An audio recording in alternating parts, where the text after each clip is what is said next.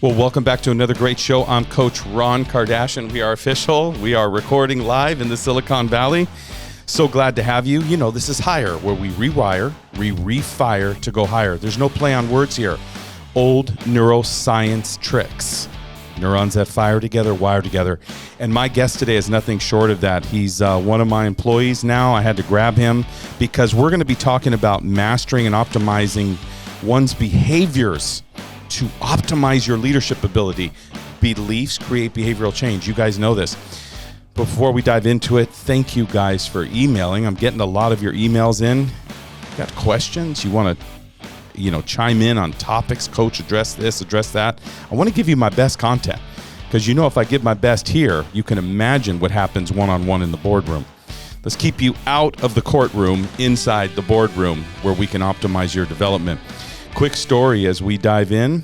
I was so thankful when Dr. Daniel Amen agreed to endorse my book, but to my surprise, he not only endorsed it, he ended up doing the entire forward. New York Times bestselling author. Known as America's most popular psychiatrist. Totaling more than 200,000 scans on patients from 155 countries. The one and only Dr. Daniel Amen. Here's a couple pieces of what he said. If you put into practice Ron Kardashian's 30-second solution, it will help you develop new brain pathways that will enhance impulse control, focus, and forethought. He went on to say your brain is involved in everything you do, including how you think, how you feel, how you act, and every decision you make. When your brain works right, you work right. When your brain is troubled, you're more likely to have trouble in your life. Now, each and every day, I have the honor and privilege of helping people make a radical cognitive impact on their life, not only in their career, but their personal lives, which is the most important part. Grab a copy of the book today. Got a call last week from an executive who basically had a $300 million enterprise. It was unbelievable what these guys built. And he basically told me that him and his partner are having major issues because there's been a moral failure in the organization. And, there's a lot of money on the line. This was a split. And so what did they do? They called the coach. Anything that you're going through right now in life, you want to work on your executive presence, you need your optimization for leadership team, just to throw it out there. If you need me, give me a call. Anyways, without any further ado, I want to welcome our guest, Lieutenant David Cole, who's become one of my good friends. He is the Executive Director of Public Safety for one of my companies, Hire Tech. You guys can visit it at thehire.net if you get a chance. But formerly, he was the project manager for the DOJ for the Collaborative Reform Initiative. I mean, this guy has 30 years at the San Francisco Police Department, went through our executive coaching assessment. And man, I'm just honored to have you here to talk about predictive analytics. The honor's mine, Ron. The honor's all mine. That's awesome, buddy. And you and I have had many discussions on this, but I want to dive in today for our leaders to hear kind of a three-prong effect, what we want to talk about. We want to talk about one, of course, you and how you've evolved as a man, as a leader. I mean, people kind of brush over 30 years as a police officer. There are so many traumas and micro traumas that officers face. And I'm addressing this international pandemic. Can we say it's a pandemic? Police issues, suicide, brutality, you know what I mean? Yeah. Can we be safe to say that? It's that, and it's definitely being highlighted more. Yeah. There's more attention to it on all sides. The PTSD, the stresses of the work. PTSI. Which is? Post-traumatic stress injury. It's becoming a more common way of referring to it. Saying something that's disorder. Yep. Has a much higher negative connotation to it. Yep. And really, it's an injury. Yeah. Science has showed there is an actual injury to the brain from PTSI. Oh, I know it. I've seen it. Well, I work directly with Dr. Daniel Amen. I read all of his journals, right, who endorsed my book. And you're right on the money. This is a huge, huge issue. But you've had quite a story yourself. I mean, you had quite a testimony and were arrested, right? You were on the job. Let me just frame this for yeah. I have an officer that was arrested. So if anybody says, hey, he doesn't know what I've been through. Oh, yes, he does. And I want to have great empathy here because, modifying and mastering behaviors is not a simple thing to do. Even the coach is a work in progress. As you guys know, I'm very candid about my previous addiction. So this is why I fell in love with your transparency, because you weren't trying to sugarcoat. And really, we're encouraging employers to really understand that people are dealing with psychosomatic disorders. They're dealing with depression, anxiety, PTSD, and it actually skews a little bit of their performance. But that's not a reason to not accept someone, to allow them to achieve higher levels of development. And we can do that through training. And you went through that. The assessment alone, which I want you to talk about. But you were on the job serving our city, which was right here, my beautiful city, San Francisco. I love this city, man. In fact, we took a drive through the city, and you're like, man, this was my old hood. This was my those stomping grounds. You know, I had a beat over here. And good memories. Right. And I just love that city. It needs a lot of help. Let me say that. But he did help. And on the job, he was bitten by one of his canines, right? That was helping serve and protect, which then led to use of pain medication. And, you know, ladies and gentlemen, addiction ain't no joke when it comes to biological, like the body sometimes, you know, grows akin to it chemically, where it's not neurological, it's chemical, right? And David, you got addicted to opioids, right? Yes, I did. So impressive, first of all, that you can even admit that. And as a result of it, did some time, honored your mistake, honored your word, manned up to the fact that I look, this is what happened. Talk to us about it, my man. Yeah, you know, like you mentioned, I was bit by a police dog. I used to be the trainer for our department. So I spent 15 years working a police dog and 10 of those years training them. And one day, unfortunately, we had an accident during a training scenario, and I had a severe dog bite to my leg, which resulted in some nerve damage and chronic pain. Man. And because of that, the chronic pain, they prescribed me high doses of prescription pain meds. After about 3 years, they were actually able to go in and repair the nerve damage and take out pretty much 100% of the pain.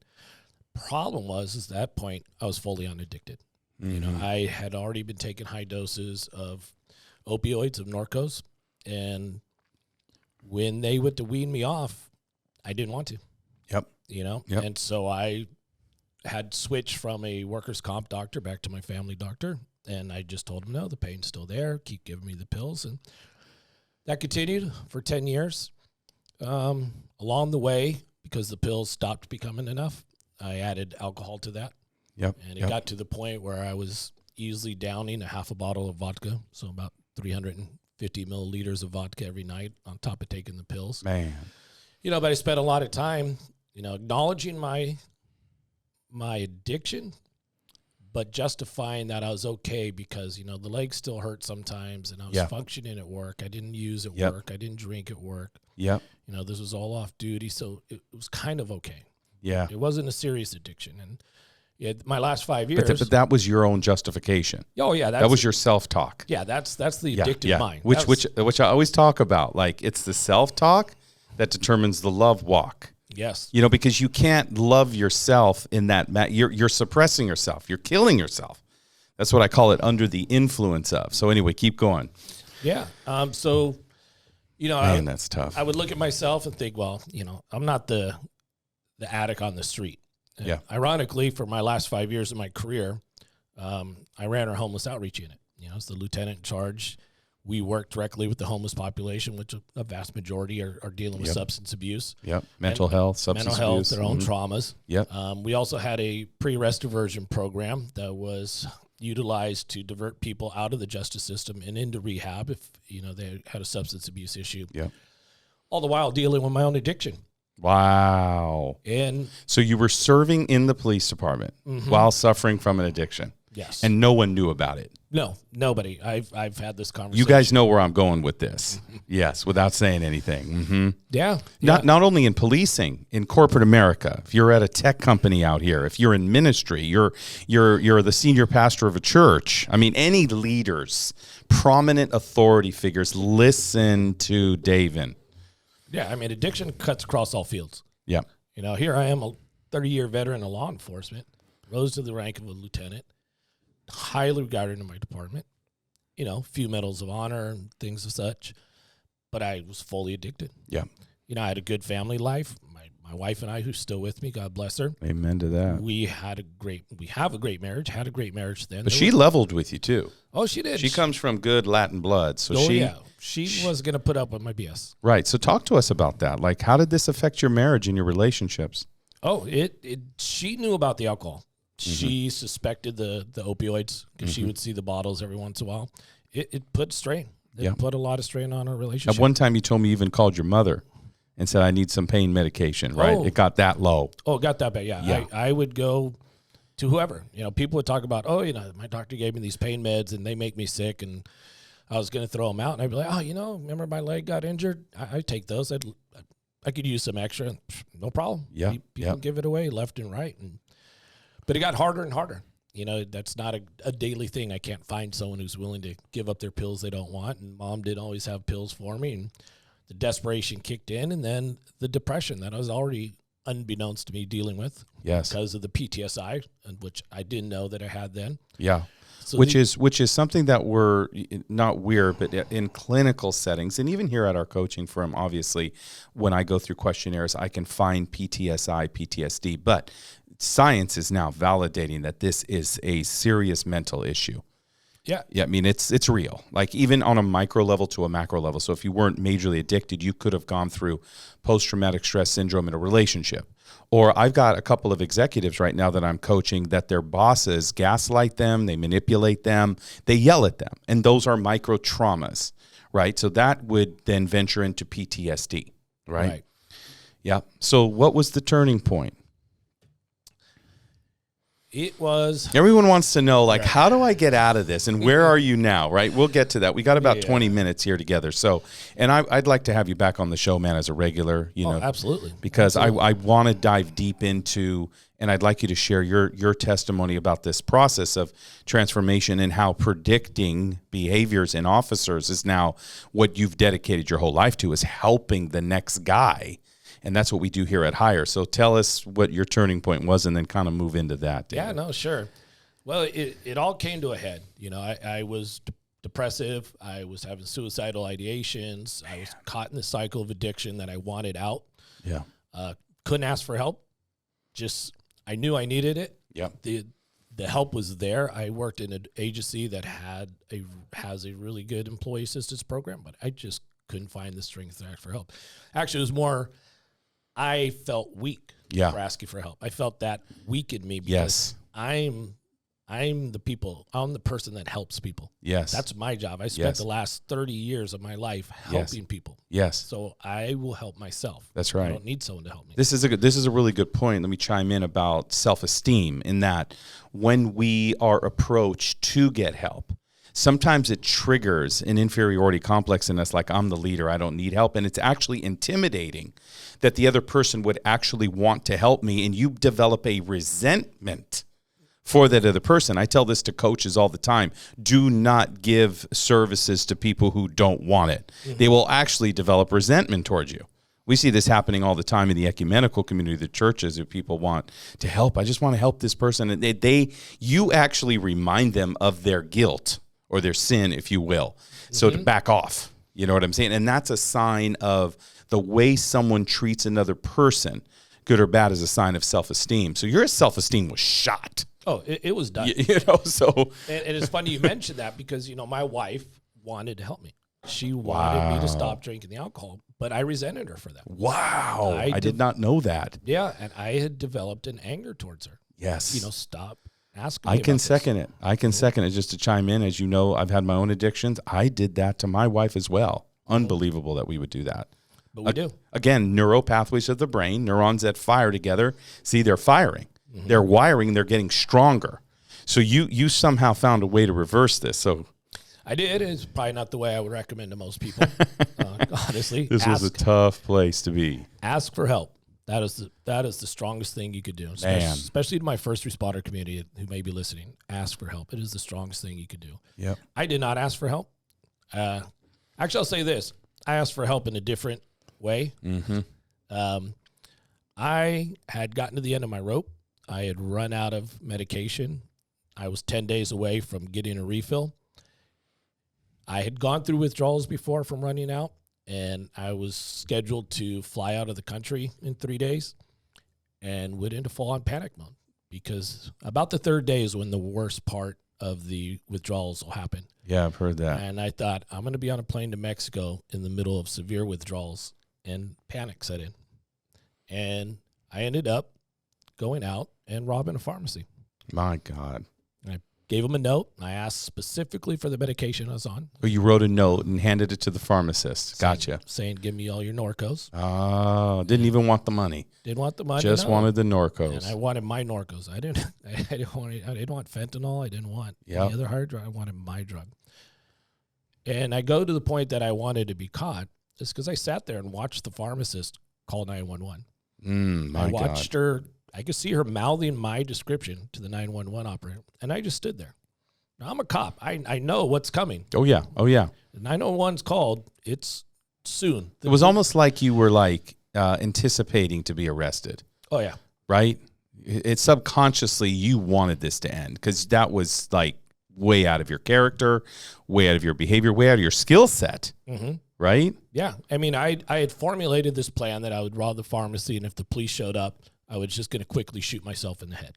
My God. Before they had a chance to handcuff me. Yeah. I did it. Obviously, I'm here. Yeah. But that was, for me, my call for help.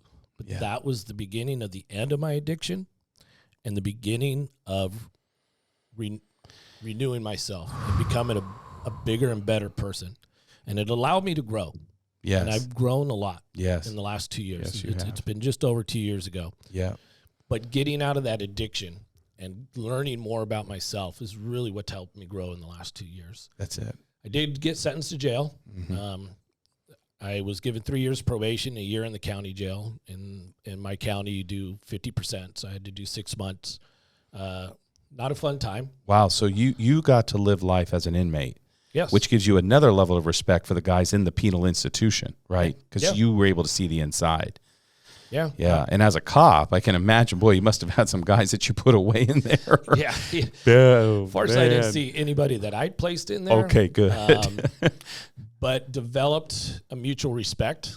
I did not anticipate that I was treated as well as I was by the other inmates. Wow. I think because a lot of them are also dealing with addiction, substance abuse, mental health issues, that they have some empathy. Yes. They understood. And compassion. Yeah. Absolutely. I went in there knowing I was no different than anybody else in there, and they projected that back to me. Yes. The hardest part, being in your cell for 23 and a half hours a day, because when you're a former police officer, you're not allowed out in general population, so you're locked down. Wow. But that gives you time to grow. That gives you time to really spend time reflecting on yourself, reflecting on the past. Change the programming is really what you did. Oh, absolutely. The self-talk quote that we had, right? Is that? Yes. Is this what happened? Yes. And I truly, truly learned the true meaning of living one day at a time.